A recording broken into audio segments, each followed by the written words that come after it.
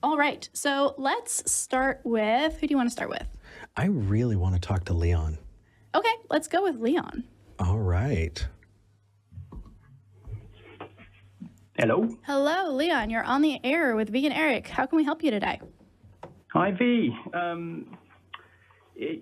So I saw your show a couple of weeks ago, and you said if anyone isn't getting a vaccine, you want to talk to us and know why. So I thought, well, I'll ring in and be happy to talk about it. Sure. All right. Okay. I could say to start with, I'm not an anti-vaxxer or anything like that. Totally Okay. up for vaccines. I have children. They're vaccinated. I'm married to a doctor. And, So, we're all up for vaccines, but there's a difference between that and the emergency measures we're in with COVID, then the COVID vaccine, and saying, let's give it to really, younger generation who have a very good natural immunity and aren't really suffering under it. And the natural immunity is a good thing. Okay, so where are your stats that younger people are not suffering from COVID? Because here they are dying because they're being forced to go back to school without masks. How many people are dying in the US from going back to school? I don't know the exact numbers. I just know that multiple children are dead and many, many more have been infected by COVID because they are in school right now and they shouldn't be. So I'm curious why you think that kids have this more natural immunity. Now, I know that way, way back in the early stages of COVID, when it first hit everywhere, we had a couple different theories about it. One was that it didn't impact kids very much and kids couldn't spread it. And another one was that really the only people who should be worried were super old people or people who are immunocompromised, right? And those things have proven to be false. well, and also the virus has become stronger. Right. It has mutated to the point where even if it was true at the time, it no longer is. So my question is just, first off, what are your sources that say that kids are not impacted by COVID? I can get that for you. So my source of knowledge tends to be my wife, who is a doctor. And so she's looking right now to see if she can find the sources. But in the UK, nobody under the age of 15, no healthy child under the age of 15 has died from it. Well, and the people who are vulnerable, the ones that do have health conditions where they're susceptible to COVID, have, of course, already been vaccinated, and that is the right thing to do. Well, I got to say, it's first off, the fact that kids are not dying in the UK from it, that's wonderful. If that's true. If that's, and I would be very, very happy to hear that. Anytime there's less dead kids, the better. So I think we can all agree on that one. Leon, I guess the question is how does your cost benefit analysis kind of go? Because I imagine a yes and approach. Natural immunity is fantastic, and we still give our kids vaccinations for measles, mumps, rubella. We still vaccinate them against all of these other things. Why no and instead of yes and? Why no vaccine and, Sure. immunity? Because I'm not going to argue. I mean, I've worked with kids for a long time. They eat dirt. You get a pretty good immune system when you go to preschool, So, I mean, I understand. What I'm wondering is why not yes and vaccine? It's mostly because we're still in that stage 3 of trials. So we've got the initial third stage data in, but we don't have the long-term data. We don't have the same kind of data or the same kind of death rate in children that we're getting with mumps and rubella. Well, so they're quite different, isn't it? Well, yes, maybe. I mean, the thing is, if you're giving your kid a stronger chance to fight against a growing, more intense version of the virus, then I think you're kind of giving them a running start. If we're not able to tackle this, in a timely way, that you're giving them just that boosted immune system, The concerns that I've got here, there are a couple. I'm looking at a study in the Archives of Disease in Childhood. It's called Child Mortality in England During the COVID-19 Pandemic. just at the very, very beginning, the results, they have linked at least 437 deaths of children under the age of 17 to COVID-19 between January and June of 2020. And that was last year. So last year alone, even within like a 4-month time span, there were almost 500 deaths linked to COVID, kids under the age of 17. Now, even if we were to say, well, okay, well, they were all immunocompromised, right? No one without pre-existing conditions who was under the age of 17 died. The problem is that vaccination doesn't just protect you. The goal is to help other people, right? So here's the deal. The reason that we are having to deal with the Delta variant right now is because of the mindset where, oh, well, if the immunocompromised person gets a vaccine, then it should be fine. I don't need one. No, if you get COVID and survive it, even are asymptomatic, you are contributing to a growing possibility that a new variant that can evade the vaccine comes into existence. That's what we're looking at right now with the Delta and Epsilon variants, as well as multiple other variants that are currently popping up. So the issue here is not, well, if the immunocompromised person gets the vaccine, then they're safe and I don't need to get it. The issue is that we need to reach a point where we are stopping variants from resulting. And the only way to do that is to get the majority of people, I believe it's 70%, vaccinated. And that's beyond people who are just immunocompromised. That's healthy people. That's people who are going to be interacting with those immunocompromised people. And as a caveat, a lot of these immunocompromised people have autoimmune diseases that result in them not being able to get the vaccine. So there are people who are currently stuck in their house in lockdown in the same way that we all were back in early 2020, and they cannot leave their house because they do not qualify for the vaccine because it will kill them. And B, they will get killed by COVID because nobody else is getting the vaccine. Leon, I want you to have a chance to kind of respond. You've been listening for quite a while there. Yeah, thanks. I've also got my wife whispering in my ear. So awesome. Quite interesting. It's for me. I can't multitask. It's only fair that you get, I mean, there's two of us. Like, we're good.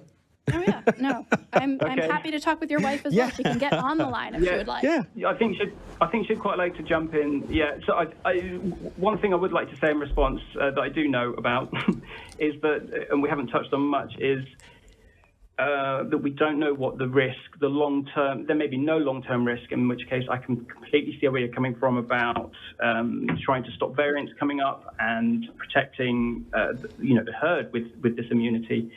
But there has been some data showing, particularly in younger males, that there's a massive increase in clotting event illnesses and stuff like that. And so what we don't know is what long-term effects. And in 10 years, maybe there'll be a lot of young men in hospital who have all been vaccinated. And yeah, they were fine against COVID. They've helped protect their friends and family against variants. But now the hospitals are full of people with strokes and. Okay, okay. It's that unknown bit because we don't have the long-term data. We've only got the short-term emergency data. That's accurate. We only have short-term emergency data here. But you know what we do know for sure? What we don't know is maybe there is a long-term effect from the vaccine. We don't know. What we do know is that there are long-term effects from COVID. Even if you're not hospitalized, if you do not die, you can have an asymptomatic or mild COVID infection as a kid, as an adult, as a healthy person, and it can knock you out. COVID has long-term symptoms, strokes, increased risk of Alzheimer's, blood clots, like all of the things that you're worried about might be a result of the vaccine someday in the future are known things that are happening. Lots of diseases, though. Yeah, so actually that's a great jumping point there. Leon, you were saying that you're weighing the possible downsides that we may not know about long-term for the vaccine, right? Yeah.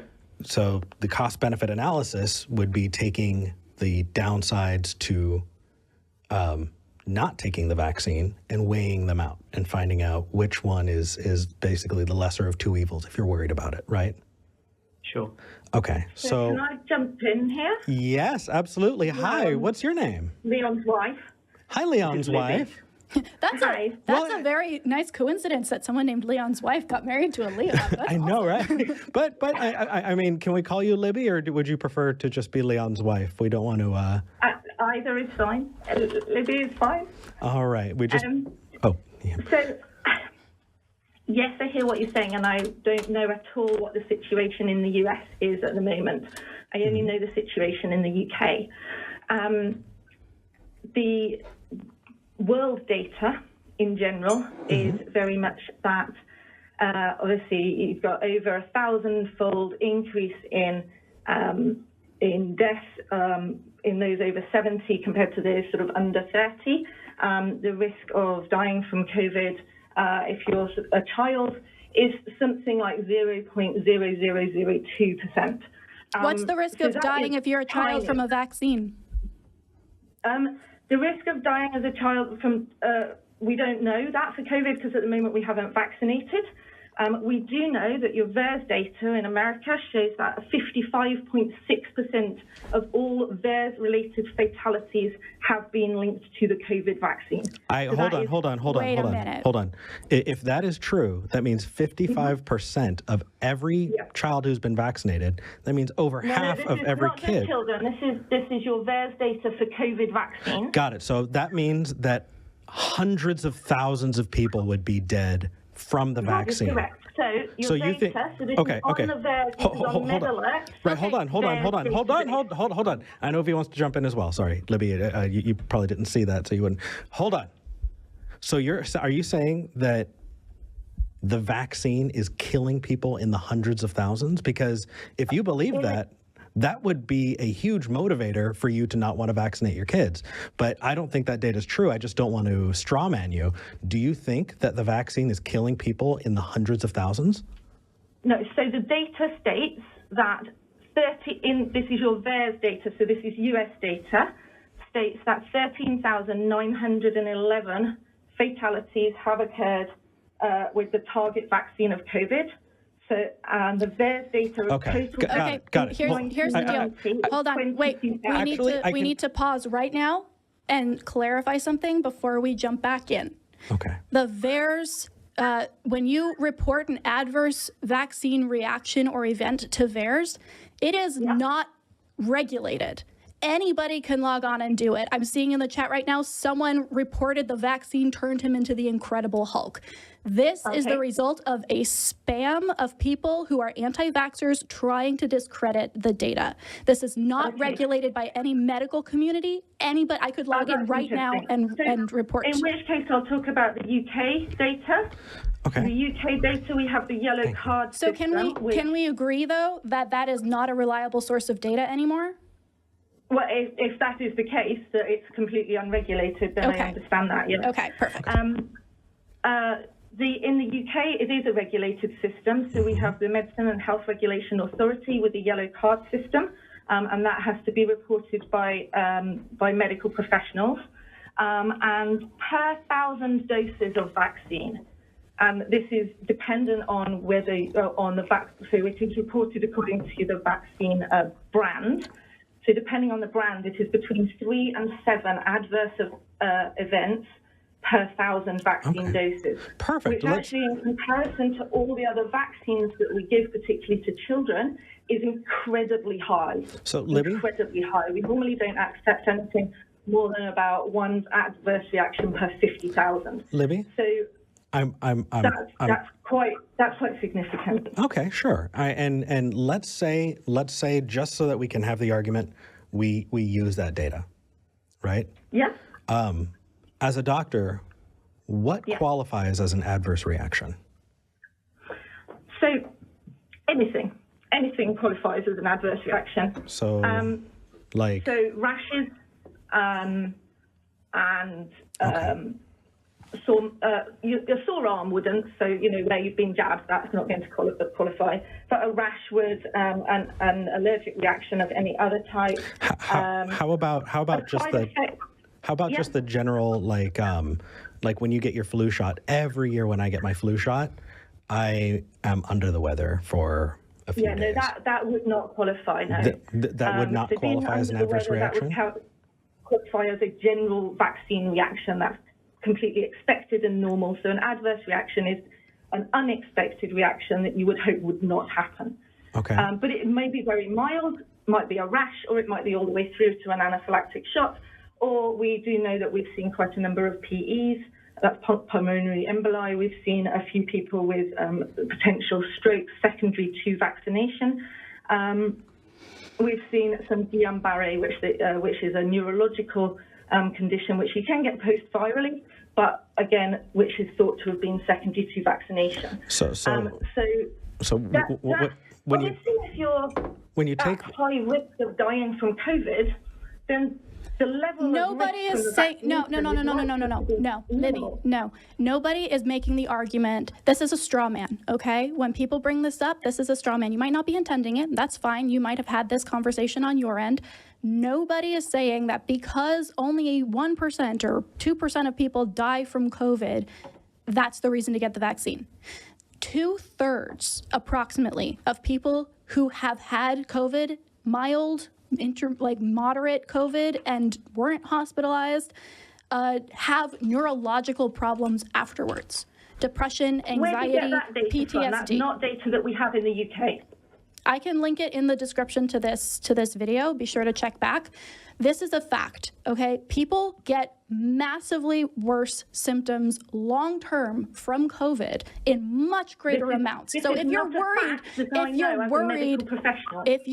what kind of medical professional are you, Libby? I'm a GP, so I work in primary care. Okay. So I would see that if that was true in this country. I can't speak for America, but that is not true in this country. Just because you don't know it doesn't mean it's not true. This is actually studied. There are studies that are being done here and elsewhere in the world that prove this. I will link this information. The problem here is that you're saying, well, you can't get the vaccine because you might get a rash and you won't die from COVID. That's not the argument we're making. We're not making that argument. If you are saying, if you are using this amount of people might get some kind of undetermined allergic reaction from the vaccine, therefore we shouldn't vaccinate because only X% of people die from COVID, that's not a good argument. That is a bad argument. Is that the argument you're making, Libby? Firstly, I have not said we should not vaccinate. Secondly, it is all to do with the risk versus the benefit.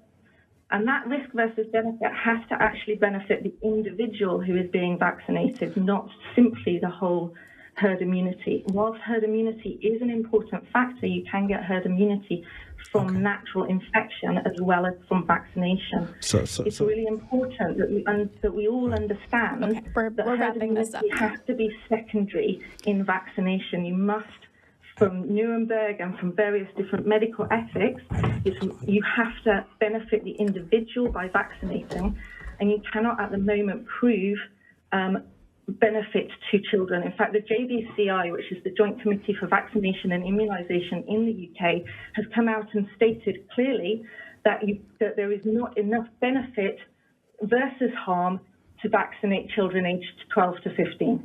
Okay, so just to clarify, let's make sure that we're steel manning the position. We're going for exactly what you're saying. As a GP, for ages 15 and up, if somebody were to go into your office and say, should I get vaccinated, what would you say?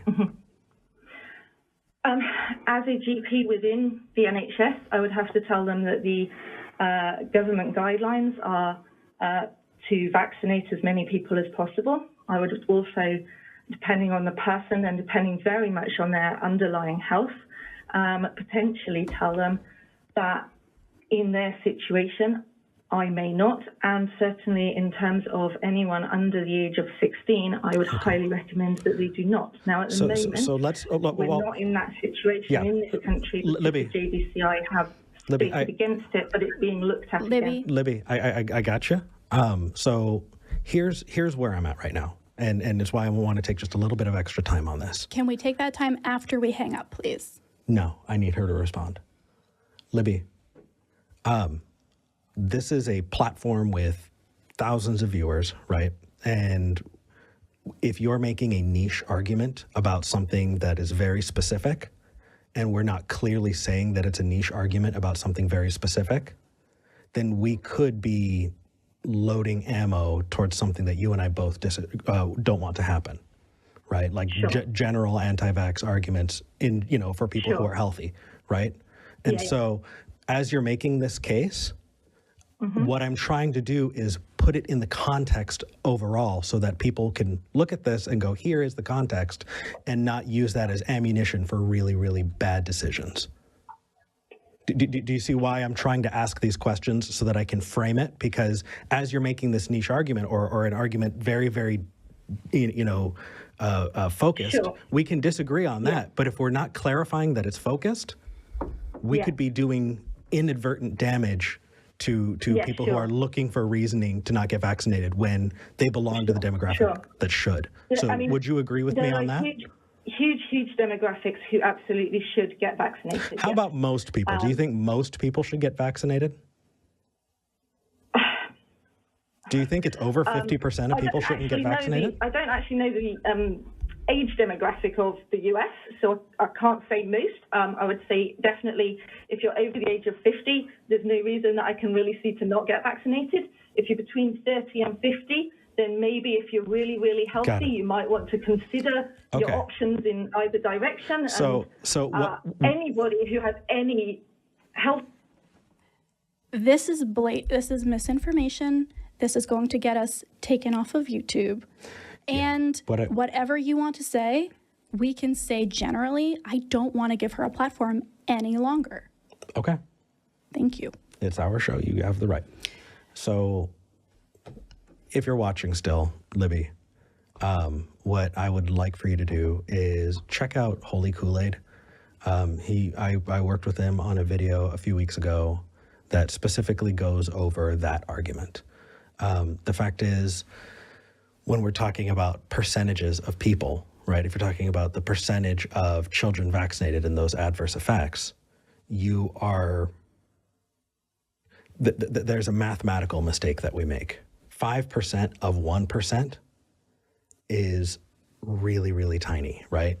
And we don't contextualize those and multiply those down and figure out just how much or how few that is. And it's just something we as humans do. It's important to contextualize it.